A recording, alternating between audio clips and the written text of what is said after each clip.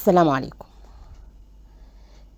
هالة سرحان بعد حلقة بسمة بوسيل من أول الناس اللي ردت وانتقدت بأسلوب غير لائق، وقالت لها عيب عليكي، انتي بتلعبي مع نجم النجوم حبيب الملايين تامر حسني وفاكرة انك صاحبة الفضيلة والأخلاق الحميدة، وجاية تتكلمي في سمعة ابننا الغالي. لا يا شاطرة، انتي اتجوزتيه وهدفك تتشهري وتاخديه كبري، كان غيرك اشطر، مجرد فقاعة فرقعت نفسها، ويا جبل ما يهزك ريح. كلام محدش يقبله، محدش يرضى بيه. ولو اتقال لواحدة ما عندهاش احساس ولا مشاعر هترد. بسمة بوسيل طبعا لما شافت الكلام، مع ان في ناس كتير اتكلمت، الا ان واحدة اعلامية باسم هالة سرحان وليها صفحتها عليها عدد من الفانز كبير جدا، وفي ناس متابعاها وفي ناس بتحبها، وان هي تطلع تقول كده وتسخن الدنيا، رغم ان بسمة في الحلقة ما اخطأتش خطأ واحد يمس تامر بأي كلمة. كل واحد فسر الكلام على مزاجه، وده اللي انا قلته من اول حلقة. على فكرة انا كل كام حلقة بنزل لكم حلقة من القديمة وقت ما كنت عاملاها، عشان القناة التانية بتاعتي انا حذفتها. المهم ان كان يجب الاعتذار من هالة سرحان نفسها، ولما ده ما حصلش فطبيعي ان بسمة طلعت ردت عليها ونزلت بوست هي كمان على صفحتها، وقالت لها يبدو أن هالة سرحان تعيش أزمة فقدان الأضواء، فقررت العودة للساحة بطريقة رخيصة بنشر العنصرية والتحريض. للأسف بعض الإعلاميين عندنا ينطفي نجمهم ولا يبقى لديهم شيء يقدمونه، ويلجؤون للأساليب الرخيصة لإثارة الجدل. الحقيقة حقها، لكن دعيني أوضح لك شيئا يا هالة.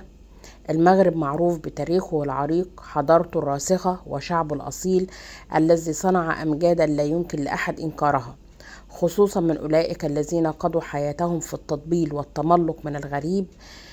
أن شخصا قضى سنوات في تقديم برامج تقوم على فبركة القصص وبيع الوهم، يأتي اليوم ليتحدث عن الأخلاق والأصول. المغرب أكبر من أن تهزه تفاهات شخص يبحث عن آخر 5 دقايق من الشهرة. الرد الأولاني لبسمة أنا متفقة جدا جدا جدا معاها فيه، وحقها صراحة ما حدش يقدر ينكر حقها. الجزء الثاني من الرسالة ما كانلوش أي لازمة، لأن هي ما جابتش سيرة المغرب ولا تجرؤ تجيب سيرة أي بلد. ما حدش يقدر يغلط في المغرب، اخواتنا وحبايبنا، والبلاد ملهاش علاقة خالص بمشاكل شخصية هي حشرت نفسها فيها. بصراحة ما كانش دورها. في إعلاميين كتير موجودين، يعني مثلا المحترمة، دايما أقول عليها الصراحة المحترمة، الإعلامية شفق المنيري، بصراحة دي واحدة من الناس عمري عمري عمري كله من يوم ما اعرفها من سنين اقول عليها محترمة. ولما زوجها الفنان ممدوح عبد العليم توفى، ربنا يرحمه ويسامحه، حتى هي من اخلاقها وادبها عملت كتاب اهداته ليه، والكتاب ما شاء الله موجود في كل حتة، اسمه يوميات في بيت المحترم. تخيلوا بقى لما 2 محترمين يتجوزوا بعض، يعني مش ما بيطلعش منهم العيبة فعلا. فقالت رسالة البسمة محدش ذكرها ومحدش جاب سيرتها الرسالة دي خالص، رغم ان هي بتتكلم فعلا في الأصول. قالت في مسألة طلاق الفنانين، في الحقيقة أنا لا أتدخل ولا أعلق عندما تكون الموضوعات فيها نوع من أنواع كسر ستر البيوت والعلاقات وما حدث وهكذا. ولا عمري كنت أحب حتى أن أقدم برنامج من النوع ده، ولا دخول عميق في الحياة الشخصية. هناك أيضا إعلاميين وإعلاميات كثير لا تسهوهم هذه، يعني محدش، مش كل حد بيستهواه ان هو يقعد يجرح في الناس. مفيش يعني، في ناس عندها مبادئ كده بتقف تقول ستوب، ما اقدرش اكمل، ما اقدرش اجيب بيت واتكلم واعمل واسوي واخلي وايه اللي حصل وايه اللي ما حصلش، ويبقوا اتنين متطلقين من كذا سنة وكل واحد اتجوز وشاف طريقه، والاعلاميين يجيبوهم عشان يتكلموا تاني عن الزواج الاولاني. ما خلاص، في لازم نحترم الحتة دي، دي حياتنا، دي خصوصياتنا. في ناس فنانة في الحتة دي زي بسمة وهبة. هكمل لكم بس كلام الأستاذة شفكي المنيري وهقول لكم. قالت: أتمنى من الزوجة الرقيقة بسمة بوسيل ألا تسمح أن تكون سلعة للمشاهدات، وألا تحول تفاصيل حياتها متاحة للجميع. حياة البيوت ليست سلعة للمشاهدة يجري إليها كثيرون غير مباليين إلا بجمع المشاهدات، وده فعلا اللي حصل. وقالت ان في اطفال هيكبروا وهيغضبوا لما يشوفوا حاجة زي كده ويدركوها بعدين. اما النجم تامر حسني فهو محبوب جدا وناجح ومتوازن وليه جمهور كبير، ودايما بيساعد ويتبرع للاطفال في كل مكان في العالم. واللي فاكر حملة التبرع بالدم كانت الأولى، كان اللي عاملها فعلا تامر حسني من سنين، وكانت حملة ممتازة وأنقذت ناس كتير جدا. ودايما يعني كلامها يعني، ودائما لا يتحدث عن زواجه أو طلاقه، ولن نسمع منه إلا كل التقدير. أتمنى أن تتراجع الزوجة حتى وإن عانت في الحياة، وإن عانت فالحياة تستمر. يعني لو تعبت بسمة في الحياة، مش كل حد بيعاني في حياته بيقف. قالت لها كلام شفكي المنيري لبسمة، قالت لها: الحياة بتستمر، إن استطعتي يعني تقدري تنجحي وتغيري من حياتك دون إعلان تفاصيل. أنا لا ناقة ولا جمل، وأتمنى لهذه الزوجة حياة بسيطة وناجحة. فقط يصعب علي أن تصبح الأسرة والحياة مادة وكلام ليل نهار، مجرد رأي، ولكم مني كل الاحترام. أستاذة شفكي يعني يمكن عشان ما بقاش في مكان للمحترمين قوي، هي بعد برنامج العاشرة مساء بصراحة ما عدناش شايفينها. الله أعلم هي شغالة في ايه، في إعداد، في يعني بصراحة هي مختفية عن الإعلام، ما بشوفهاش بصراحة ولا بشوف لها أي حاجة. بس حبيت ان هي اتكلمت فعلا على بسمة، وان القضية همتها، وان حتى لو بسمة عانت، دايما دور الام بيبقى اقوى من دور الاب بكتير. مفيش حد بيشيل المسؤولية زي الام، مفيش حد بيعاني غير الام، مفيش حد. لما نكبر ونشوف عيالنا يشوفوا حاجة زي كده، خصوصا في وقت السوشيال ميديا والفضايح اللي احنا فيها، والكلمة بتبقى كلمات والحكاية بتبقى حكاوي، والصور اللي بتتركب والفيديوهات اللي بتتحط فوق بعضها، وكل حاجة بقت فعلا الواحد ما بقاش عارف فين الكذب وفين الحقيقة. وده حاجات بتخرب بيوت ناس كتير، وفعلا يعني ده اللي حاصل يعني. لكن انت ما عدتيش تقدري انت نفسك او انت نفسك تقدر تميز الصدق من الحقيقة دلوقتي، بسبب ان في ناس فعلا حسبنا الله ونعم الوكيل فيهم، ما اقدرش اقول كده. طبعا والدة بسمة مشكورة، وحقها ومليون حقها ان هي تطلع برضو تدافع عن بنتها، ولكن برضو هم ذكروا المغرب في الموضوع، والمغرب ما كلوش اي دخل بالموضوع خالص. وده كله رد فعل على هالة سرحان. بقى الموضوع ساب بسمة وساب تامر، وبقى الموضوع مصر والمغرب. يا عم انا كنت نايم، لا هو كده يا ست الكل. والله احنا مالينا دعوة، المصريين مالهمش دعوة. المصريين بسمة لو خبطت على اي بيت هيفتح لها بمنتهى الترحاب، وهي مش محتاجة ده، لان هي فعلا مرحب بيها في مصر. مش معنى ان هي الناس اللي طلعوا حواليها اللي هي قالت عليهم سعوا كانوا بيجروا في خراب البيت، هي من حقها تفقد الثقة اكيد. بس مش كل الناس كويسة، ومش كل الناس وحشة. لو 2 بس حلوين في وسط 100، هنحاسب 100 كلهم ان هم وحشين؟ انت طلعتي بال2 الوحشين اللي كنت دايما بتقولي وتعيدي. يعني انا لما شفت صورها مع هالة مديرة اعماله، هالة عمر، ان شاء الله هبقى اعمل لكم حلقة عن هالة ديت، لان هي محتاجة حلقة فعلا يعني. انا نفسي زعلت من المعاملة اللي كانت بتعاملها بسمة من الصور اللي كانت متصوراها معاها. ايه رد الفعل ان يخلي بسمة تدعي عليها وتقول حسبنا الله ونعم الوكيل، ومقهورة وموجوعة قوي منها كده، الا ان هي فعلا ما صانتش العيش والملح زي ما بتقول. ان شاء الله هالة عمر دي ليها حلقة كاملة، لان هي محتاجة حلقة فعلا، هي وشوية اشكال كده يعني. ان شاء الله ربنا يعيني يعني. كملنا اللي حصل. ما شاء الله والدة بسمة ما تأخرتش، وطبعا قالت لها اللي تستحقه برضو، لان هي اللي ابتدت. وانا دايما ما تحاسبنيش على رد الفعل، حاسب نفسك على الفعل الاول. قالت لها الى الشمطاء التي تدعى هالة سرحان، التي لا تمت للإعلاميين بصفة: من تكونين ومن خول لك الحق بأن تشتمي بلدي وبنات بلدي قبل أن تتكلمي عن المغرب؟ مضمضي فمك بالعسل، بلد الملوك والأميرات، منبت الأحرار، مشرق الأنوار، بلد العلم والثقافة. اسأل عن المغرب في شتى المجالات قبل أن تفتحي بلعتك المتعفنة التي انتهت صلاحيتها. المغربية ملكة رائدة فضاءة دكتورة عالمة، ما لا تتخيلين يا جدتي. شوفي برضو الاحترام في الآخر، قالت لها يا جدتي. ست محترمة الصراحة. ولو اننا برضو ما اتكلمناش على المغرب ومحدش يقدر يتكلم، عشان بس الناس اللي واخده الموضوع على صدرها قوي. المصريين مش كل المصريين هاجموا بسمة. الناس اللي باينه قوي اللي طلعت اتكلمت بشكل مش حلو هتلاقوهم هم الناس المعروفة، الناس عامة الشعب بقى اللي زينا الستات الغلابة. شوفوا كام قناة. انا يمكن اكتر واحدة خسرت للأسف متابعيني بقفل قناتي، بس أنا أكتر واحدة فعلا طلعت دافعت عن بسمة، لأن أنا حطيت نفسي مكانها جدا.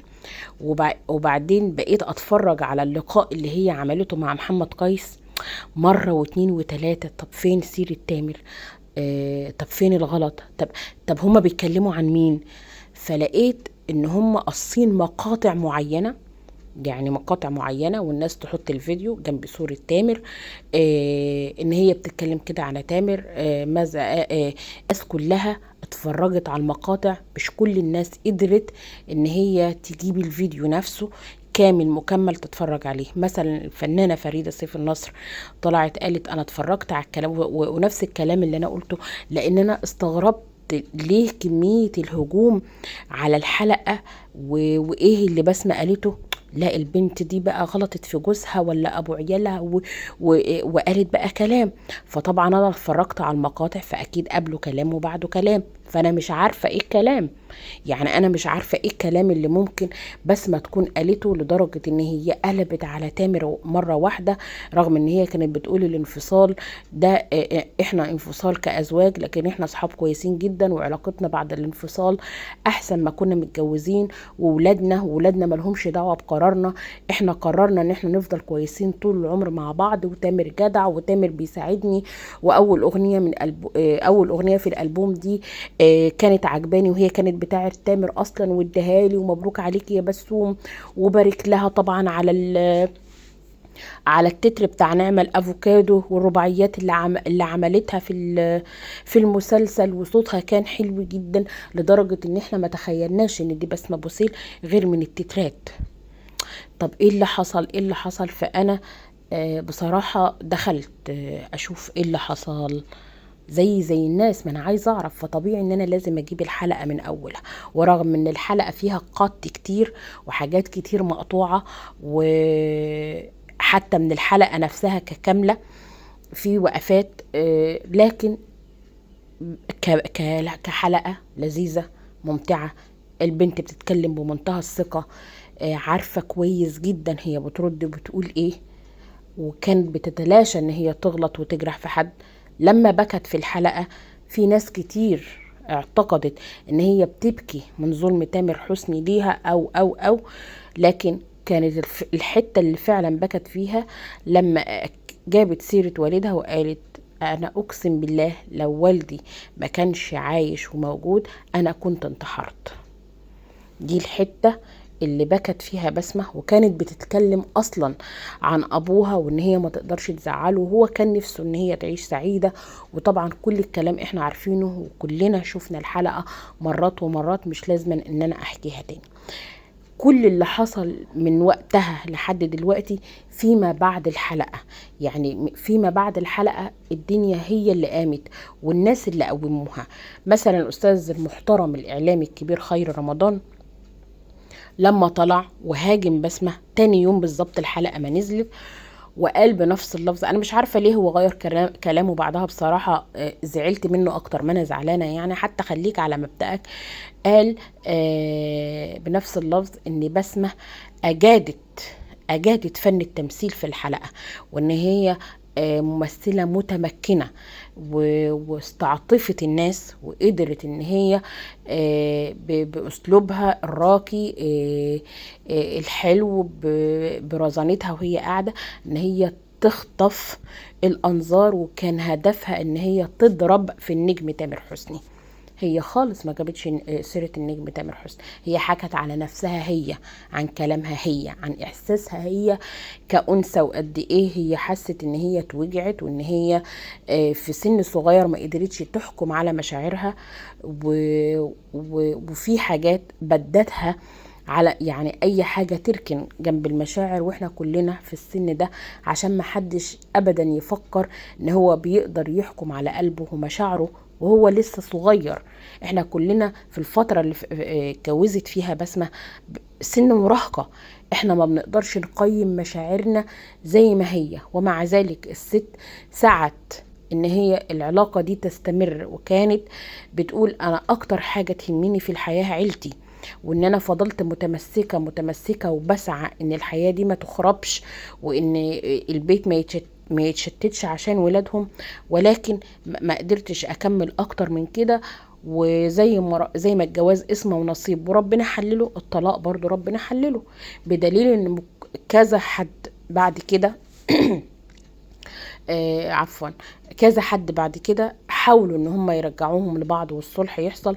بسمة لانت في الاول وحتى قالت كده في البرنامج مع منى عبد الوهاب رمضان اللي قبل اللي فات، وكان فيه فعلا رجوع، وهي كانت مبسوطة ان حالة الحب ما زالت مستمرة، وقالت ان شاء الله في رجوع بيني وبين تامر، لان احنا بنحب بعض والبعد فعلا تعبنا احنا الاتنين، وخلاص الحمد لله والدنيا تمام. ايه بقى حصل من رمضان اللي فات لرمضان ده؟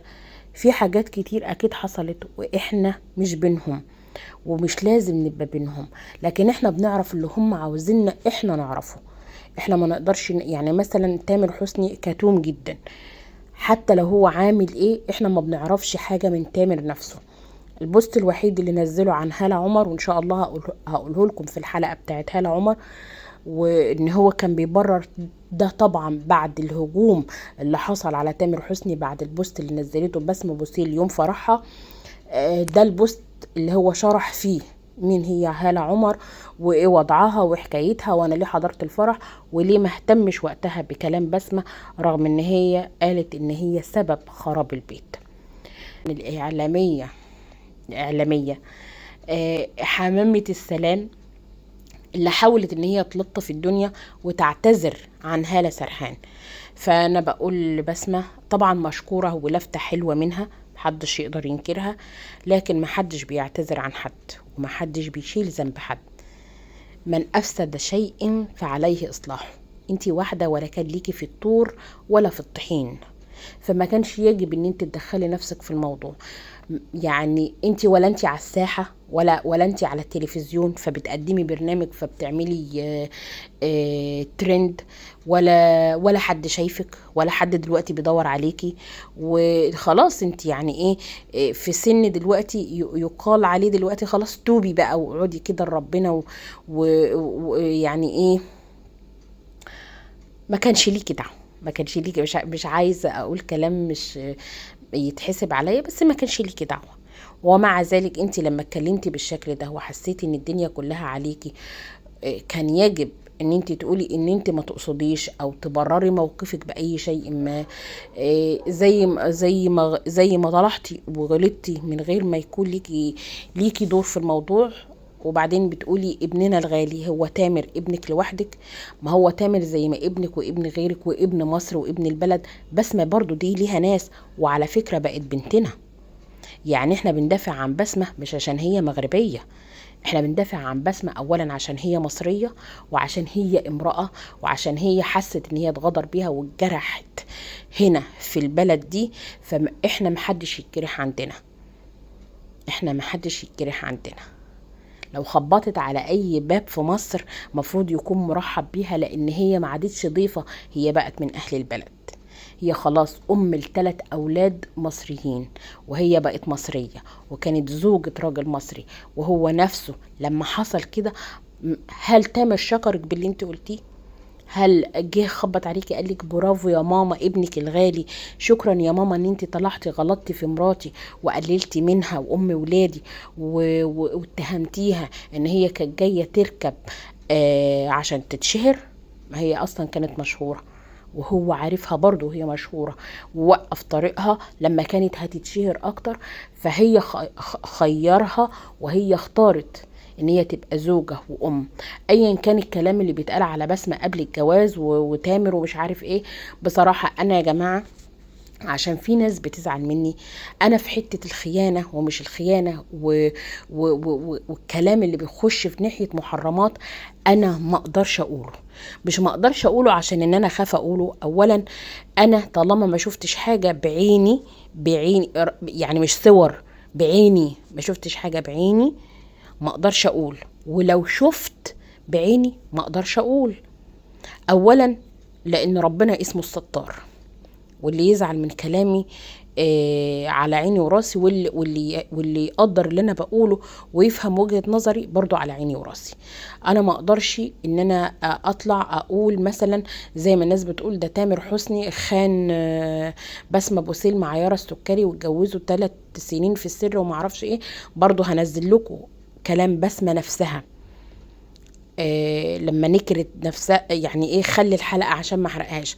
بس انا بقول لكم انا حتى لو شفت ده بأم العين، شفتهم في وضع يعني هي او غيرها او غيرها او غيرها، انا ما اقدرش اطلع اقول الناس دي خاينة وانا شفتهم بيعملوا كذا وشفتهم انا ما اقدرش اولا لان ده مش دوري، وما اقدرش لان انا لو قلت حاجة زي كده ربنا هيحاسبني. مش انا اللي افضح حد، حتى انا لو عارفة، لكن انا والله ما اعرف. بس انا بس عشان ايه، في ناس ايه حسيت الموضوع واخد معاها حساسية شوية. بسمة زيها زيك واحدة مننا ايا كانت جنسيتها.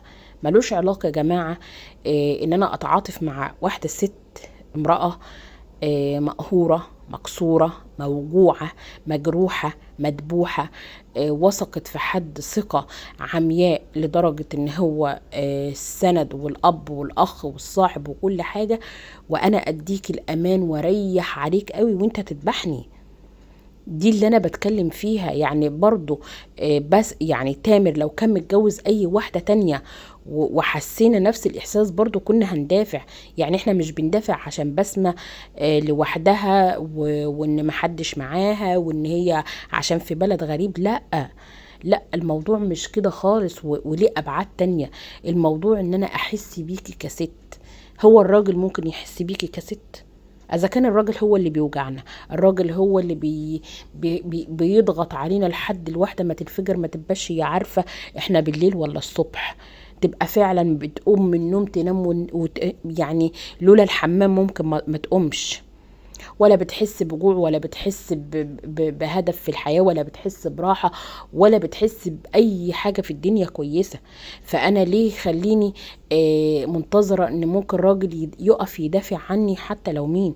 مفيش الكلام ده. اللي يدافع عني ويحس بيا ويحس بوجعي بس أبويا،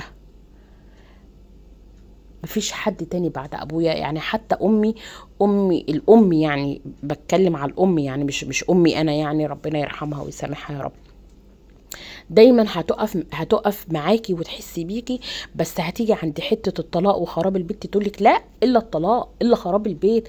فدي طبيعة الام، لان الام دورها دايما تلم، ما تبعترش، مش عايزة بيت بنتها يتخرب لاخر لحظة، وده طبيعي. وحتى بسمة نفسها ممكن تكون قالت كده على والدتها.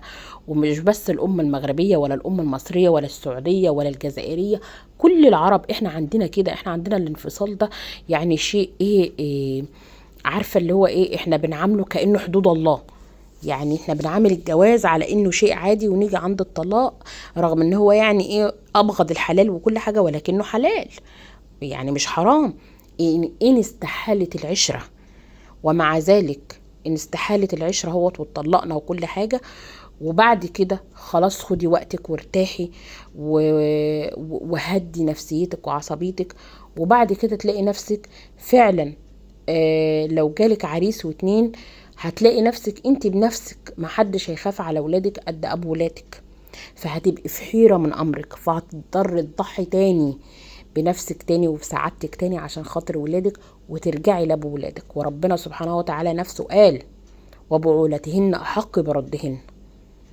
فده مش كلامي ولا كلام حد، ولا حد بيقدر يعدل على حاجة. اخلاقنا وحياتنا وكرامتنا وكبريائنا محدش يقدر يعدي عليهم. خصوصا ان بسمة لما ردت على هالة سرحان ما اتكلمتش باسمها لوحدها، اتكلمت باسم بلد. يعني بما ان هي مغربية، خلاص وقت الجد انا مش مصرية، وقت الجد انا مغربية. وقت الجد حتى لو ولادي هم مصريين وولاد راجل مصري وانا معايا الجنسية المغربية، بس وقت الجد لا انا مغربية. لو حصل بعد الشر بعد الشر بعد الشر يعني بعد الشر فتنة فعلا بين المغرب ومصر، مع مين هتقف؟ بسمة هتقف مع بلدها، مع اولادها، مع نشأتها، مع اسرتها، رغم ان هم كلهم مقيمين في مصر منورنا طبعا ومشرفينا. لكن وقت الجد جد انا اديك عمري واديك حياتي واديك عيني دي وعيني دي، واديك قلبي وحبي ومشاعري. بس انا لو ما لقيتش مقابل تقدير، انا مش عايزه عينك، مش عايزه منك حاجه، بس انك تجرحني وتدوس عليا، بما انك خدت كل حاجه وضامن كويس جدا ان انا روحي فيك وبحبك، فتدوس على الحته دي بقوه، وهتبقى عارف ان انا كده كده في ايدك وكده كده ما اقدرش اسيبك، تبقى غلطان. الست محدش بيملكها، الست محدش بيملكها، لا انت ولا غيرك ولا غيرك، لان احنا مش عبيد، احنا ستات وربنا خلقنا مكرمين، كرمنا في كل الاديان. الست دايما مكرمة، الست ما هنهاش غير الراجل. سبحان الله، لما ربنا خلق سيدنا آدم ما لقاش فيه ونس يعني رغم ان هو في الجنة، سيدنا آدم في الجنة في اكتر من الجنة متعة، فكان زهقان وهو في الجنة. زي المثل بقى اللي بيقولوا اللي الناس بتقوله، الجنة من غير ناس ما تنداس، ما فيش حد فيها، هعمل ايه لوحدي؟ فقام ربنا خلق لسيدنا آدم ستنا حواء من ضلعه، من جنبه، من جنب قلبه، عشان تبقى هي حبيبته، وهي ونسته، وهي رفيقة أيامه، وهي الحضن والحب والسند، وهي الحاجة الحلوة اللي في حياته. لما تبقى تعبان وطالع عينك وشايف الغلب اللي في الدنيا، وترجع في الآخر تلاقيها في البيت، دي نعمة. لما تلاقيها صيناك وعامله لك لقمتك وهدمتك وشايفه مصلحتك ومصلحه ولادك، ومخلفه لك البنت ومخلفه لك الولد، وحلوه وشيك ومش مخلياك محتاج حاجه انت محتاجها. انت بتصرف عليهم وبتجيب لهم، وده دورك اصلا. يعني انت ما جبتش عليا عشان انت تصرف عليا، امال انت متجوزني ليه؟ انت متجوزني عشان ايه؟ ما انت متجوزني عشان تتكفل بيا، وده دورك اللي ربنا خلقك عشانه اصلا. امال ليه الرجال قوامون على النساء؟ بما انفقوا وبما فضل الله بعضهم على بعض. يعني الناس بقى اللي باصه لحكايه ده جاب لها وعمل لها وسوى لها وخلى لها، حتى الايام ديت الفلوس اللي هي بتنتج بيها الاغاني والالبوم بتاعها دي فلوس تامر حسني. يا جماعه، هو تامر حسني مد ايده في جيبكم واداها؟ مش هو مديها من عنده؟ مش كانت ست وليها حقوق 12 سنه؟ وجوده من موجود، انا ما معيش مش هعرف اخد، انا معايا هاخد. وبعدين ده ليه مزعلكم؟ كلام تامر حسني بصراحة اللي قاله حرك ناس كتير وخلى الناس كلها تبص لتامر بنظرة غير. وفي ناس صدقته وفي ناس ما صدقتوش، وفي ناس قالت المفروض يراضي بسمة ويصالحها ويجبرها، لان هي تستاهل ان هي تتحب وتستاهل ان هي تتشال فوق الراس، لان تامر كان اول حاجة عندها وكان هو اهتمامها الوحيد والاهم في حياتها. وهي حاسة ان هي وقفت دلوقتي على رجليها، وانا فرحانة بيها على فكرة. وعشان كده انا عملت الحلقة دي عشان اقول لهالة سرحان، هل بسمة طلعت فرقعة او فقاعة في فنجان وفرقعت نفسها، ولا بسمة نجحت؟ بسمة قدرت تثبت نفسها، وقدرت تثبت للست الضعيفة آه، اللي قاعدة تشكي همها وحاطة ايدها على خدها ومستنية حد يصالحها ويراضيها وي وي ويطبطب عليها ويقول لها معلش يا اختي. قالت لها لا، كوني انتي، كوني قوية. والفلوس بتساعد، بس الكرامة بتساعد اكتر. انك تكوني قوية وانك تكوني قادرة تواجهي. وطبعا بسمة مش لوحدها، معاها امها واخواتها واخوها ما بيسيبهاش بصراحة في مكان. وده شيء كويس مش وحش، ان هي برضو عارفة ان هي ليها حدود كامرأة، برضو ما بتمشيش في مكان لوحدها بصراحة. في اي برنامج اخوها معاها، في اي سفر اخوها معاها. والدتها مشجعاها وفي ظهرها، وعيلة كويسة وناس مترابطة. وبصراحة اللي أنا شفته من الشعب المغربي كله، رغم ان في ناس كتير ممكن تكون ما تعرفش بسمة، الا ان هم وقفوا معاها وقفة تحسب ليهم. وللمرة المليون بقول لهم برافو. وده شيء ما يعبكوش ولا يقلل منكم ولا يقلل من مصر ولا يقلل البلاد، ملهاش دعوة. والشعوب هي واحد، مصر والمغرب ومغرب ومصر وكل الدول العربية، الوطن العربي ده كله رابطة واحدة، محدش يقدر يفرقهم. ان شاء الله يا رب ما يدخل حد عليهم، يخلي كل واحد في مكان ولا النفوس تشيل من بعض. الموضوع مش موضوع وطني، الموضوع موضوع مشاعر. وموضوع المشاعر حرك ناس كتير وقلب على ناس كتير اوجاعها. وياما ستات كتير، ستات كتير اكتر من بسمة وقصتهم توجع اكتر بكتير، ما قدروش حتى يقولوا مواجعهم لحد. ما عندهمش اللي يعينهم ان هم يكملوا حياتهم بدون الراجل اللي وجعهم. عندهم اولاد لكن لا عندهم مأوى، ما عندهمش حد يصرف عليهم، ما عندهمش حد يشيل مسؤولية ولادهم، ما عندهمش في كل حتة، مش في مصر بس. في ناس ما بتقدرش ان هي تكمل.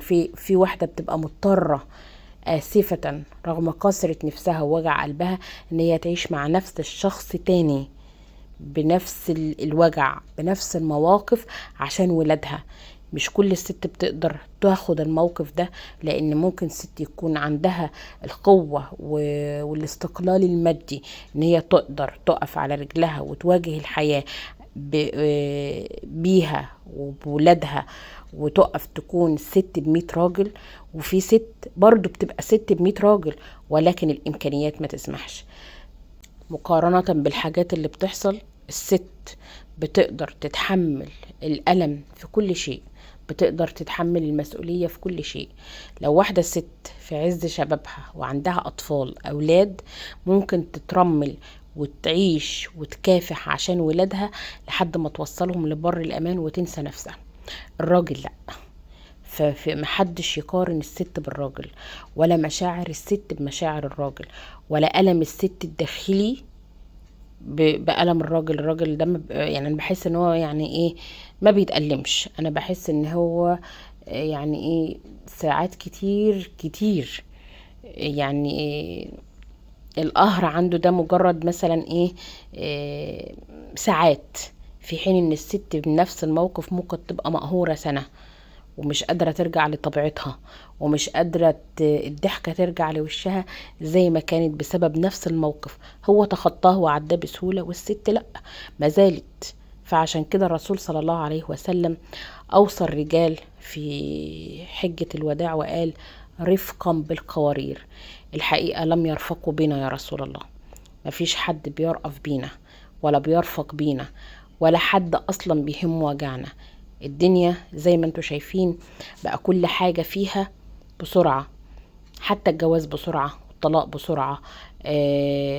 ما عادش حد عنده صبر على حد، ما عادش حد بيلتمس الأعذار لحد، كل واحد بيفكر في نفسه وبس، حتى لو هيدوس على غيره وهيدوس على مشاعر غيره. وده شيء بيخلينا عارفين ان خلاص الدنيا خلصت وقربت الدنيا تنتهي، واحنا لسه زي ما احنا. وربنا يهدي كل واحد، وربنا يجمع قلوب المحبين ويجمع شمل تامر وبسمة وولادهم. انا بدعي ده، انا بص بسجل لكم الساعة 6 الصبح، ما صدقت بنتي نامت يعني. فانا فعلا بدعي لهم والله من قلبي، ونفسي ان العيلة دي ترجع، لان هم كانوا عيلة كويسة جدا، ولكن بسبب الدخلاء عليهم وبسبب ان الناس فعلا من اللي كانوا محيطين بيهم، مش الناس كلها. عشان يعني المصريين، انا بزعل لما حد بيقول المصريين هم المصريين متمثلين بس في تامر واللي محيطين بيه. يعني المصري يعني عندكم فوق 100 مليون بني ادم، اختصرتهم في تامر؟ اختصرته ان يعني ما حد يقولك تامر النرجسي زيه زي المصريين. هل انت عاشرتي كل المصريين عشان تعرفي ان هو نرجسي؟ وبعدين اللي بتقول نرجسي، انت ايه بالنسبة لك صفات الرجل النرجسي؟ يعني ايه مواصفات الرجل النرجسي عندك؟ الرجل النرجسي ده محدش يطيقه اصلا. وعلى فكرة الرجل النرجسي مش بيخون، الراجل النرجسي بيتحكم، الراجل النرجسي بيطلع عقده عليكي، الراجل النرجسي بيبقى عاوز بس يثبت طول الوقت ان هو صح وان هو السيد، وان هو يعني ناقص تجيبي له حله فيها ميه وملح وتقعدي تحت رجله تغسلي له رجليه عشان يثبت لنفسه ان هو راجل، او عشان حد يحبه. فتامر هو هنا محبوب، فمش محتاج يثبت ان هو نرجسي. مع بسمة ما كانش معقد، فبرضه مش محتاج يثبت ان هو نرجسي او يثبت ان هو راجل، لان هو فعلا محبوب هنا. حتى لو مشكلة بسمة دي قائمة، آه، الناس بتحب تامر، الناس بتحب تامر. بسمة نفسها حبت تامر من حب الناس فيه. المغاربة كلهم لما اتجوز بسمة وكانوا الحمد لله كويسين وسعدة ومتهنيين، برضو كلكم كنتوا حابين تامر وبترحبوا بيه. لكن لما وجع بنتكم واختكم، ودي الطبيعة لان احنا بشر، سبحان مقلب القلوب، دي طبيعة يا جماعة، ما حدش يزعل منها، انا نفسي بزعلش منها. لكن انا بزعل ان تختصروا شعب كامل في واحد، في بني ادم، في بني ادم. طيب حد فكر للحظة مثلا ليه تامر وبسمة لحد دلوقتي علاقتهم كويسة ببعض رغم الانفصال؟ اكيد هو لو حد معقد قوي، بسمة هتبعد عنه بالمشوار، هتحقق نفسها ونجاحها وكل حاجة، وهتثبت له هو، مش هترضى تثبت لحد تاني. ده هتنجح بس عشان تثبت له هو. لكن هي دلوقتي واقفة على رجليها وتامر بيساندها، وعلاقتهم حلوة ببعض عشان ولادهم. وحتى لو الناس كلها شايفة غير كده ان ده تمثيل، لكن احنا ملناش غير اللي بيتقال لنا، احنا مش بينهم مش وسطهم. و... وإن هي بتتكلم عنه كويس وباحترام لحد دلوقتي يحسب لها، وهو كمان برضو ده يتحسب له. اي كلام تاني خارجي واي كلام للناس اللي بتنفخ في النار، لان في ناس فعلا بتنفخ في النار، بتنفخ في النار. هعمل لكم حلقة ان شاء الله عن بسمة وهبة، وعن سارة نخلة، وعن جليلة المغربية، وعن هالة عمر. دي كلها حلقات انا ناوي اعملها، وهاخد حلقة حلقة بس عشان ما تزهقوش وتملوا مني. فالحاجات اللي انا بعملها والحاجات اللي انا بقولها والله انا بقولها من قلبي وبصدق، وما بحبش ان انا اقول كلام متفبرك ولا اجيب اخبار كاذبة، لان في ناس بتحط الموضوع يعني بشكل مش حلو، علشان مثلا يلموا المشاهدات الحمد لله يعني إيه، انا القناه بتاعتي التانية انتوا عارفين ان هي كانت محققه ربح وكانت شغاله وزي الفل، وانا قفلتها بسبب برضو حلقه ما عجبتنيش، قفلت القناه. يعني انا قفلت القناه، خدت صحيح كام يوم كده اجازه، بس انا اللي بنفسي مسحت القناه، والحمد لله عملت واحده تانية والناس عارفاني، والناس عبال ما نلم بقى الحبايب اللي راحوا تاني يعني ايه. يا ريت بقى ما تبقوش تسمعوا الفيديو وتمشوا، تسمعوا الفيديو وتشتركوا في القناه، اسمعوا الفيديو وحطوا لايك، اسمعوا الفيديو للاخر، وما تنسوش تفعلوا الجرس وتشتركوا في القناة عشان يوصل لكم مني كل جديد. اللي عاوز يتابع الحلقات اللي بعد كده يخليه معايا، واللي مش عاوز يتابع الحلقات اللي بعد كده يحط لايك. وشكرا. السلام عليكم ورحمة الله وبركاته. كانت معكم فريدة من الزمن الجميل. مع السلامة.